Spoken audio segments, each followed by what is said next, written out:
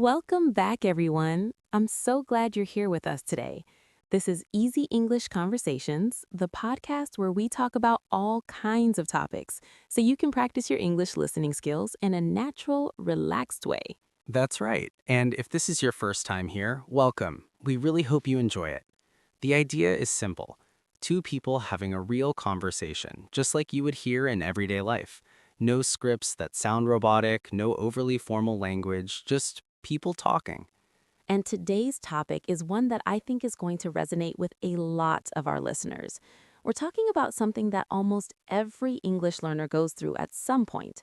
That moment when you know the words, you've studied the grammar, you've watched the videos, and then someone speaks to you in English and your brain just freezes. Oh, I know exactly what you're talking about. It's like your mind becomes a complete blank. You open your mouth and nothing comes out. Or even worse, words come out, but they're all wrong, and you get so embarrassed that you just want to disappear. Yes, that experience is so common, and it has a name. A lot of language teachers and researchers call it language anxiety, or sometimes just speaking anxiety. And today we want to talk about why it happens, what goes on in your brain when it happens, and most importantly, what you can actually do about it. Because the title of today's episode says it all. Stop thinking, start talking. And that might sound a little strange at first. Like, what do you mean stop thinking? Don't I need to think to speak? Right, and that's a great point to start with. Of course, you need to think. We're not saying become a zombie. What we mean is that there's a specific kind of thinking that actually gets in the way of speaking, and learning to recognize that kind of thinking is the first step toward overcoming it. So let's break this down. What is that kind of thinking that gets in the way? I think for most people, it's the inner critic. You know, that little voice in your head that says things like you're going to make a mistake, or your accent sounds terrible, or they're going to laugh at you. Exactly. And the interesting thing is that this inner critic isn't trying to hurt you, it thinks it's protecting you. In psychology, this is related to what's called the negativity bias. Our brains are wired to focus more on potential threats and negative outcomes than on positive ones. It's an evolutionary thing. Our ancestors needed to be alert to danger. But the problem is that our brain doesn't always know the difference between a real physical threat, like a lion chasing you, and a social threat, like saying the wrong word in front of a group of people. The emotional response can feel very similar. That's such a fascinating point. And that's why, for some people, the idea of speaking English in public can feel almost as scary as giving a speech in front of thousands of people, even if they're just trying to order a coffee. I've been there. I remember when I was learning another language and I had to make a phone call. Oh my goodness. I must have rehearsed what I was going to say like 20 times before I dialed the number. And when the person picked up and said something I didn't expect, I completely panicked. Huh. I think most people listening can relate to that. Maybe not hanging up a phone, but avoiding situations where they might have to speak English, like pretending not to understand so someone else will answer, or just nodding along even when you have no idea what's being said. And those avoidance strategies, they feel good in the moment because you escape the uncomfortable situation. But long term, they actually make the anxiety worse because you never get the chance to prove to yourself that you can do it. That's such an important insight. Avoidance reinforces fear. The more you avoid something, the bigger and scarier it seems in your mind. But every time you push through and do the thing you're afraid of, even imperfectly, you're building confidence and telling your brain, hey, I survived that. It wasn't so bad. So that's really the core of what we're talking about today. The antidote to overthinking is action. Not perfect action, just action. Getting the words out, even if they're not perfectly structured, even if you use the wrong tense, even if your accent isn't exactly right. And I want to address something that comes up a lot, which is this idea of being judged. A lot of learners are terrified of being judged by native speakers. They think that if they make a mistake, people will think less of them or think they're not intelligent or not educated. But here's the reality.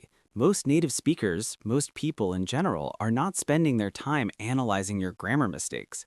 When you're talking to someone, they are primarily focused on the content of what you're saying, not on how you're saying it.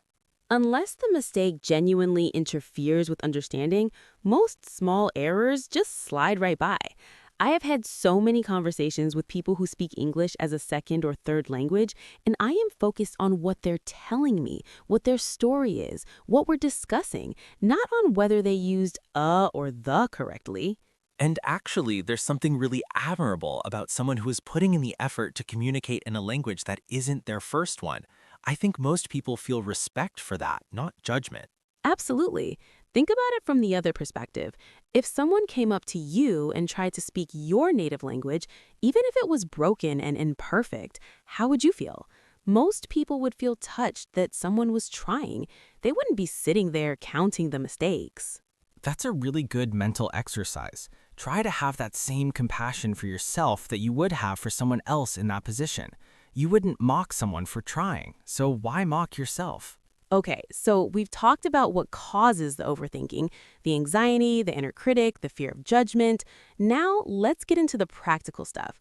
What can someone actually do to get out of their head and start speaking? Yes, let's talk strategies.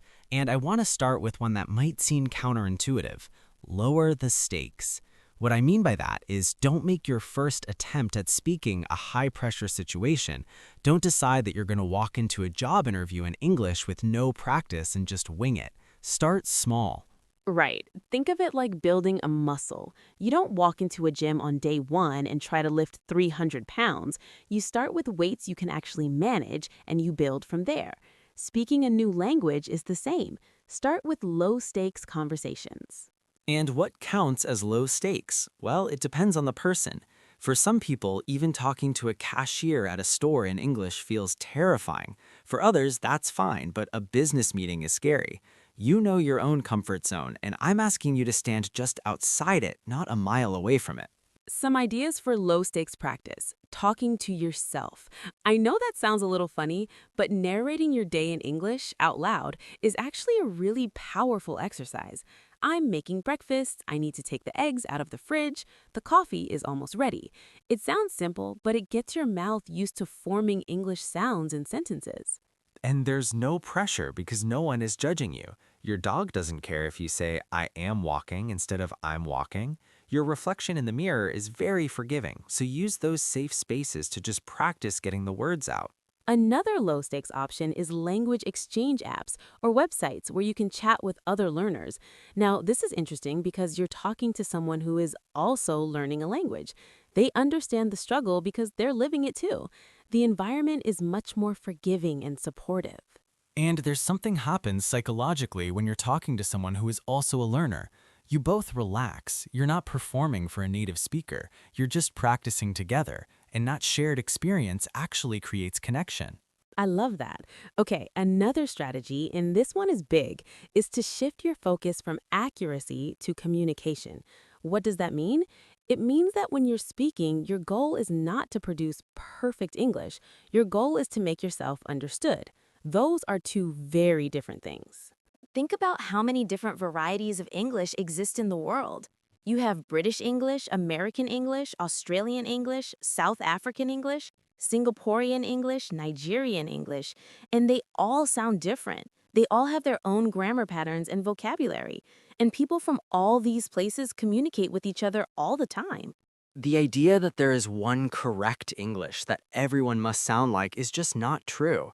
Language is diverse. Language is living. It changes and adapts. And the most important thing is that you can connect with other people through it. Okay, let's talk about another strategy, which is embracing mistakes as part of the process rather than seeing them as failures. This is a mindset shift, and it's one of the most powerful changes you can make. There's a concept in psychology called growth mindset versus fixed mindset, which was developed by a researcher named Carol Dweck. The basic idea is that people with a fixed mindset believe that abilities are set. You either have them or you don't. People with a growth mindset believe that abilities can be developed through effort and learning. When it comes to language learning, a fixed mindset says, I made a mistake. That means I'm bad at English. A growth mindset says, I made a mistake. Interesting. What can I learn from this? How can I do it differently next time? And here's the beautiful thing about mistakes. They are actually more memorable than getting things right. When you make a mistake and then learn the correct way, your brain encodes that information more deeply because there was an emotional event attached to it. Mistakes create learning opportunities. I want to share a quote I love. It's from a famous linguist named Stephen Krashen, and the idea, I'm paraphrasing here, is that language is acquired, not learned. What he means is that conscious study of grammar rules is not what makes you fluent. What makes you fluent is exposure and use.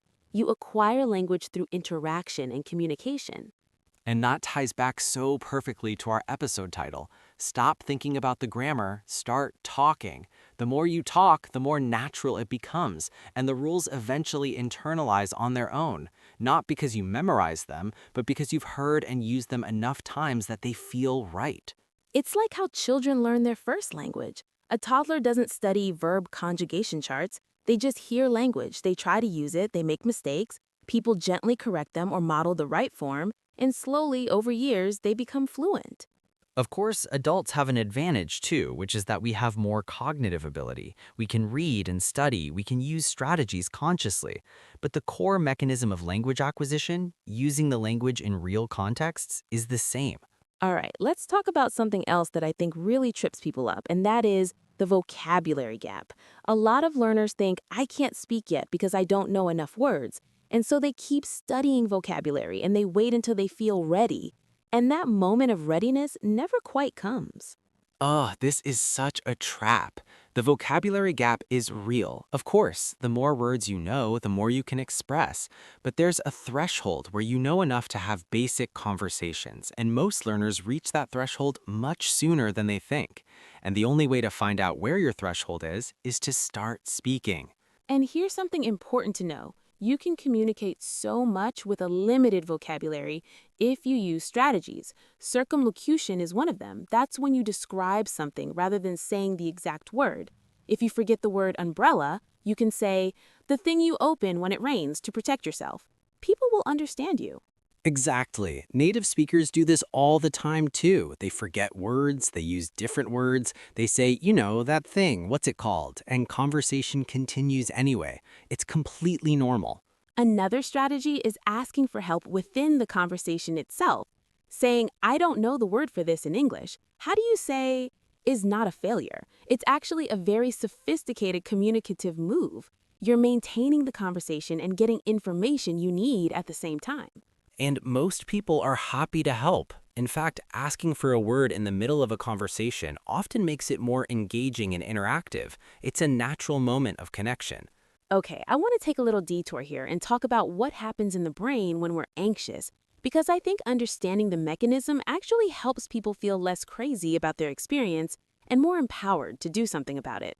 Oh yes, let's go into a little bit of science. So when your brain perceives a threat, real or imagined, it activates what's called the amygdala. The amygdala is a small almond-shaped structure in your brain, and its job is basically to be the alarm system. When the amygdala fires, it triggers what's known as the fight or flight response. Your heart rate increases, your breathing changes, your muscles tense up, and your body prepares to either confront the threat or run away from it. Cortisol and adrenaline flood your system. This is great if you're being chased by a predator. It is not so great if you're trying to have a conversation in English, because one of the effects of this stress response is that it actually impairs the prefrontal cortex, the part of your brain responsible for complex thinking, language processing, and memory retrieval. So ironically, the more anxious you are about making a mistake, the more likely you are to make mistakes. The anxiety literally reduces your cognitive capacity at the exact moment you need it most. That's why people say things like, my mind went blank. It's not a metaphor. Your working memory, which holds information temporarily while you use it, actually gets disrupted by high anxiety. The words that you know are still in your long-term memory, but you can't access them in the moment. Which is why being more relaxed dramatically improves your ability to speak. It's not just a feeling, there's actual neurological change happening. When you're calm, your prefrontal cortex functions at its best, and words come more easily. So how do you relax in the moment? A few things actually work. Deep breathing is the simplest and most immediate. Taking a slow, deep breath before you speak activates the parasympathetic nervous system, the rest and digest system, which counteracts the stress response.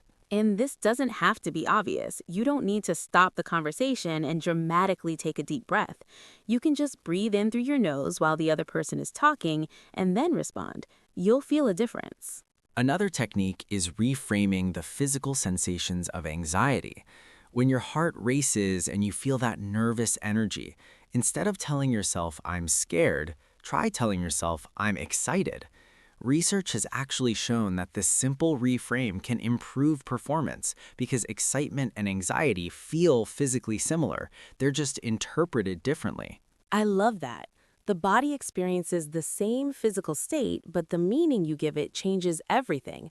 I'm excited to have this conversation is a completely different mindset from I'm terrified of this conversation, even though your heart might be beating at the same rate. Okay, let's talk about something else I think is really worth addressing, which is the comparison trap. Social media has made this worse. People see other learners posting videos where they speak beautifully fluent English, and they compare that to their own messy, imperfect attempts. And that comparison is crushing. First of all, remember that what you see on social media is curated. People post their best takes. You are not seeing the 50 attempts before that clean video. You are not seeing the years of practice and embarrassing moments that led to that level. You're seeing the highlight reel, not the behind the scenes. And second, and this is so important, your journey is your own. Someone else's progress has nothing to do with your progress.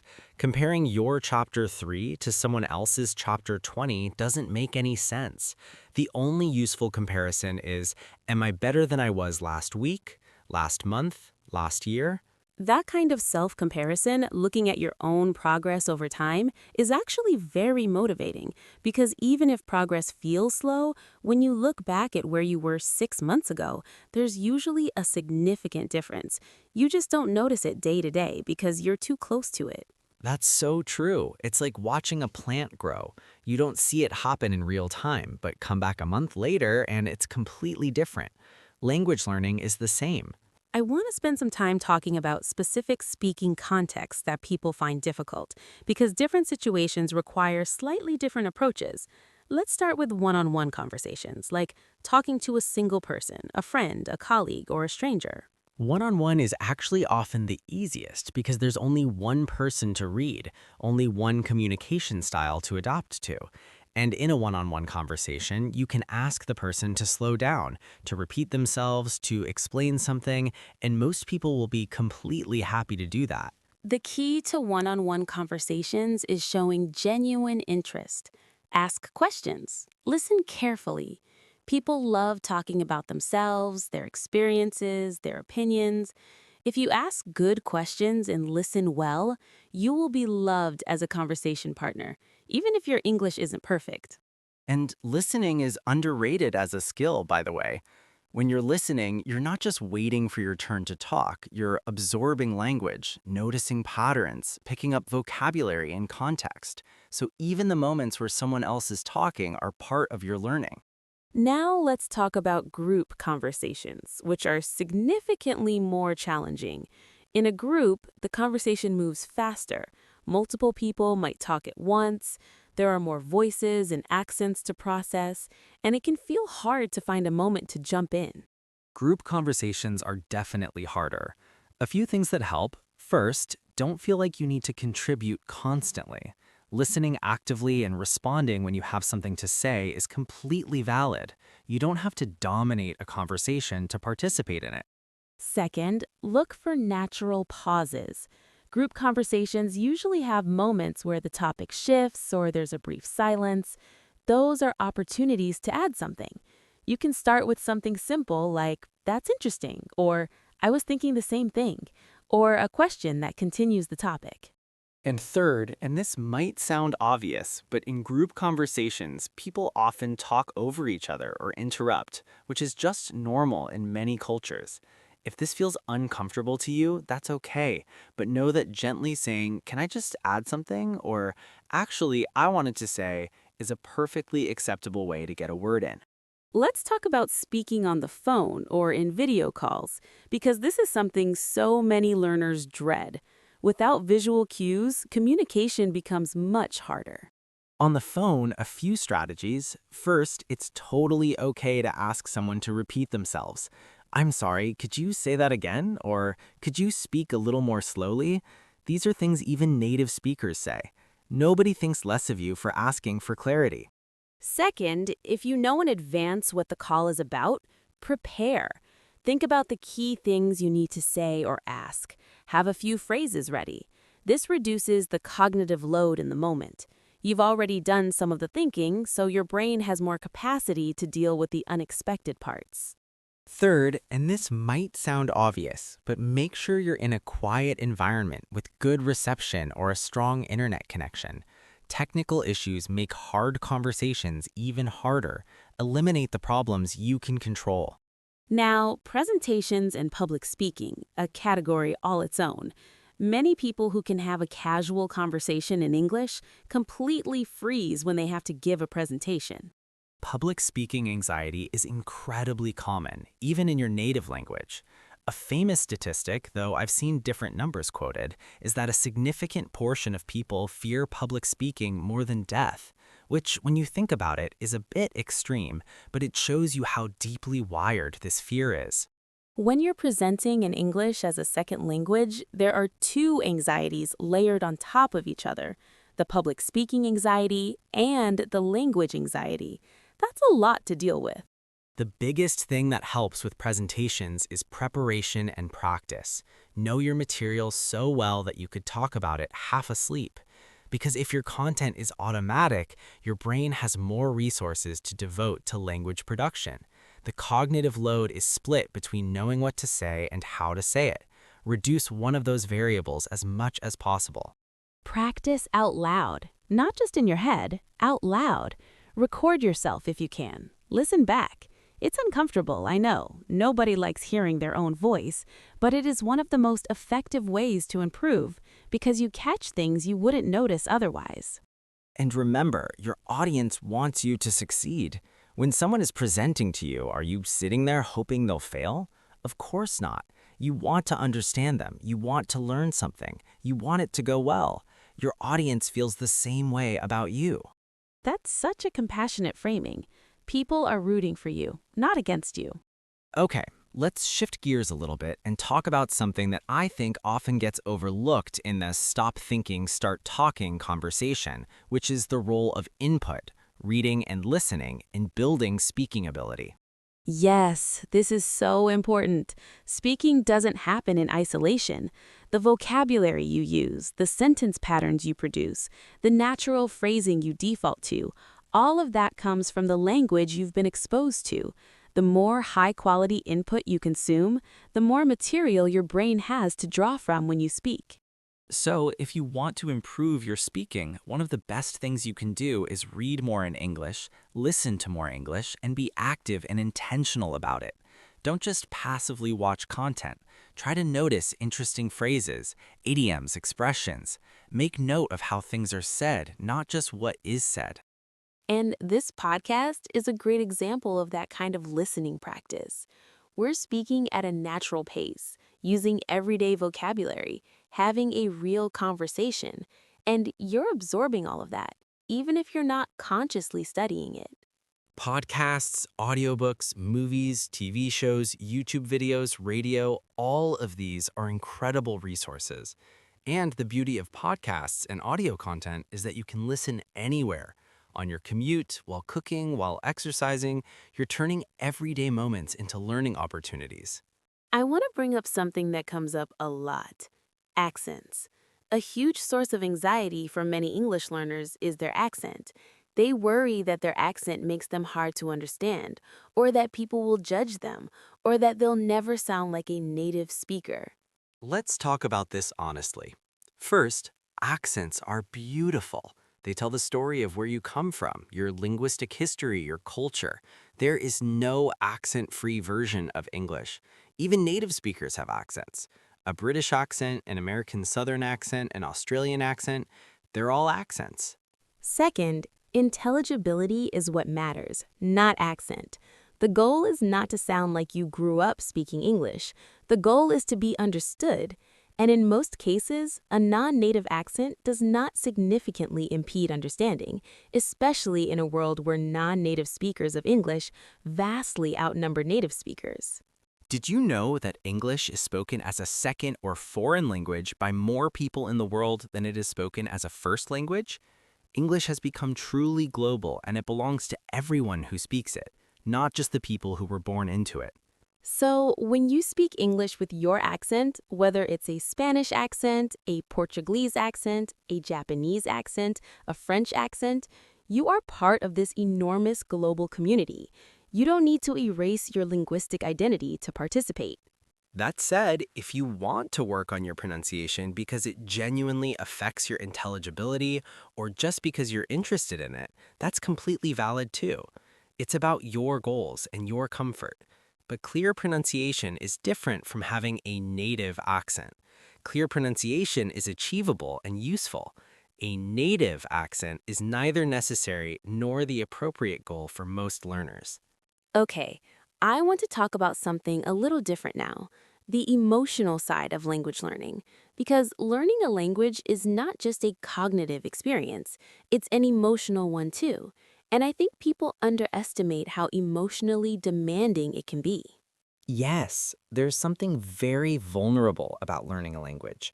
When you speak a new language, especially in the early and intermediate stages, you can't express yourself as fully as you can in your native language.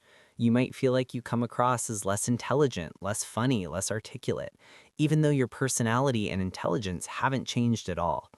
That feeling has a name in linguistics. It's sometimes called language ego. The idea that our sense of self is deeply connected to our ability to express ourselves through language. When that ability is reduced, it can feel like your identity is diminished, and that's a genuinely uncomfortable feeling. Acknowledging that this is real and valid is important. Give yourself permission to find it hard. Language learning is hard. It takes years. It involves a lot of failure and frustration and plateaus. You are doing something genuinely challenging, and it's okay to feel the emotions that come with that. At the same time, and I say this with full compassion, don't let those feelings stop you. Feel the discomfort, acknowledge it, and then speak anyway. Because on the other side of that discomfort is connection, growth, and the joy of communicating in a new language. And those joyful moments come. I promise they come. That moment when you have a full conversation and you realize it went really well. That moment when someone laughs at your joke. That moment when you understand a movie without subtitles for the first time. Those moments are absolutely worth all the hard work. Let's talk about consistency, because I think this is one of the most underappreciated factors in language learning. It's not about studying for 12 hours on a weekend. It's about showing up every day, even for just 15 or 20 minutes. Consistency is more powerful than intensity. Daily small practice beats occasional marathon sessions every time. Why? Because language is a skill, and skills are built through repetition over time. Your brain needs regular exposure and use to keep neural pathways active and strong. Think of it like physical fitness. Working out for 2 hours once a week is less effective than working out for 30 minutes 5 times a week. The regular, repeated stimulus is what creates lasting change. And consistency is also how you build momentum. When you show up every day, even when you don't feel like it, even when it feels hard, you are building the identity of someone who practices English every day. And that identity makes it easier to keep going because it's just what you do. So, how do you build that consistency? A few practical ideas. First, attach your English practice to something you already do. Listen to an English podcast while you have your morning coffee. Practice speaking while you commute. Read a few pages of an English book before bed. The habit is easier to maintain when it's attached to an existing routine. Second, make it enjoyable. This is so important and so often ignored. If you're forcing yourself to do something boring and unpleasant every day, you will eventually quit. Find English content that you genuinely find interesting, whether that's sports, cooking, technology, true crime, whatever you're into. There is English content about literally everything. The more you enjoy your practice, the more motivated you'll be, the more you'll do it, and the faster you'll improve. Enjoyment is not a luxury in language learning, it's a strategy. Third, celebrate your wins, no matter how small.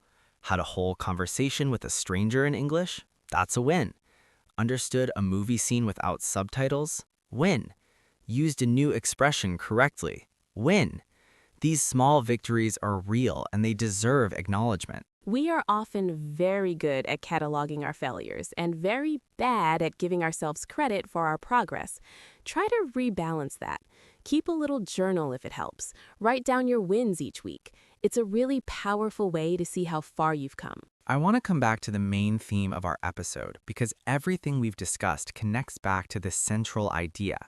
Overthinking is the enemy of speaking. When you speak, the goal is fluency in the moment, getting ideas from your mind into words and out of your mouth in real time.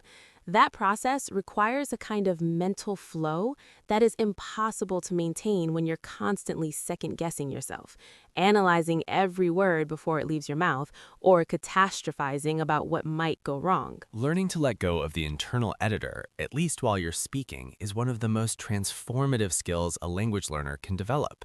Save the analysis for after the conversation. During the conversation, just speak. You can reflect on what went well and what didn't afterward. And here's the beautiful paradox. The less you worry about your English while you're speaking, the better your English tends to be, because your brain is free to do its job without interference. There's a concept in sports psychology called the zone or flow state. That state of complete absorption in an activity where everything feels effortless and automatic. Athletes describe it as one of the best feelings in the world. And you can experience something very similar in conversation when you stop monitoring yourself and just talk. It happens with things you're truly confident in, things you've practiced so much they're automatic. And the way to get there with language is exactly the same as the way to get there with any skill. You practice enough that it stops feeling like effort. Which brings us full circle. Stop thinking, start talking. Not because thinking is bad, but because the specific, anxious, self-monitoring kind of thinking that happens during a conversation is counterproductive. And the way out of it is through action, through practice, through doing the thing you're afraid of again and again until it stops being scary. Before we start to wrap up, I want to spend a few minutes talking about finding your community, because this is something that can make an enormous difference. Language learning can be a lonely journey, especially if you don't have many opportunities to practice in your daily life. Finding a community of other learners, people who understand what you're going through, people you can practice with, people who celebrate your progress, changes everything. There are so many ways to find this community now. Online language exchange platforms where you can connect with speakers of English and offer your native language in return. Facebook groups for English learners, Reddit communities, Discord servers, local language conversation groups. Even just one regular conversation partner can make a massive difference. Someone you meet with once a week, even just for 30 minutes to practice speaking. That accountability and that regular practice can accelerate your progress significantly. And don't underestimate the power of sharing your journey. Some learners start social media accounts documenting their language learning process, sharing their struggles, their wins, their funny mistakes. Not only does this create community, it also creates accountability and gives you a record of your progress over time. Plus, it might help other learners who are going through the same thing. Your experience has value.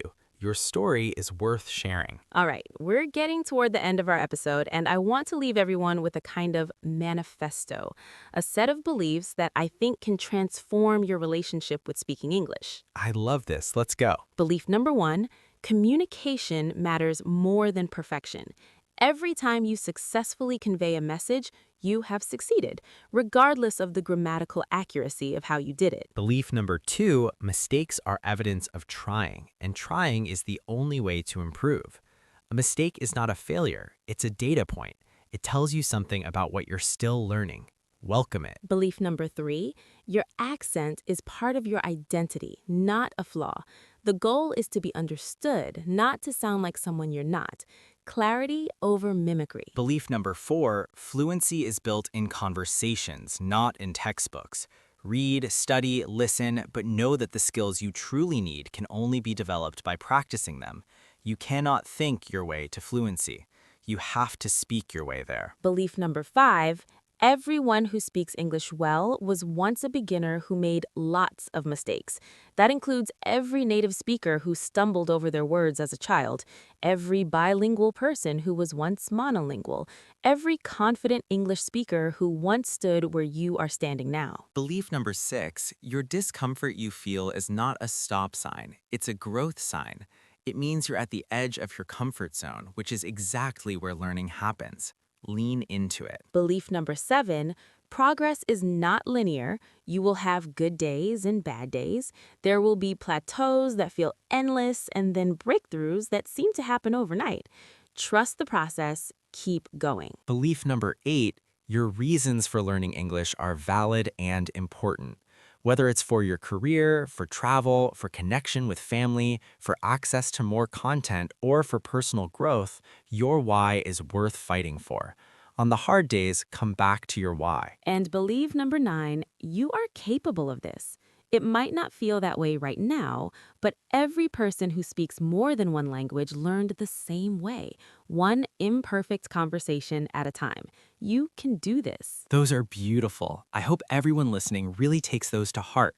Write them down if you need to. Put them somewhere you can see them. Your mindset is the foundation of everything else. Okay, as we close out, I want to do something a little fun. Let's give our listeners some very concrete, actionable challenges for this week. Things they can do right now to start putting everything we've talked about into practice. I love a challenge. Okay, challenge number 1. Talk to yourself for 5 minutes today in English. Narrate what you're doing, describe your surroundings, think out loud. No audience, no pressure, just you and the English language. Challenge number 2, find one low-stakes opportunity to use English this week. It could be ordering at an English-speaking restaurant, sending a message in English to an online community, or starting a conversation with an English speaker. One opportunity. Take it. Challenge number 3, when you make a mistake in English this week, and you will, and that's the point, catch yourself before you cringe and say instead, interesting, how could I say that better? And then actually think about it. Turn the mistake into a micro lesson. Challenge number 4, find one piece of English content that you genuinely enjoy, a podcast, a show, a YouTube channel, and commit to consuming at least 10 minutes of it every day this week.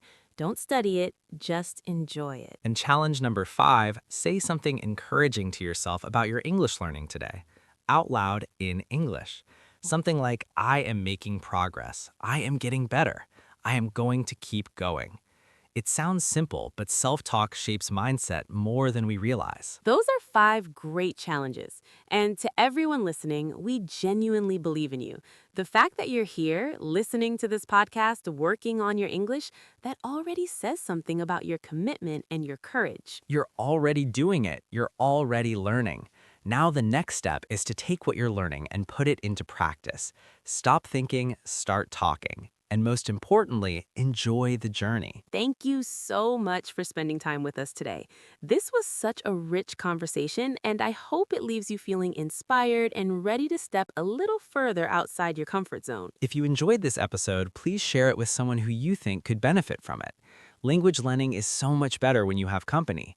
And if you have any topic suggestions for future episodes, we'd love to hear from you. Until next time, keep listening, keep practicing, and keep talking. See you in the next episode. Bye, everyone. You've got this.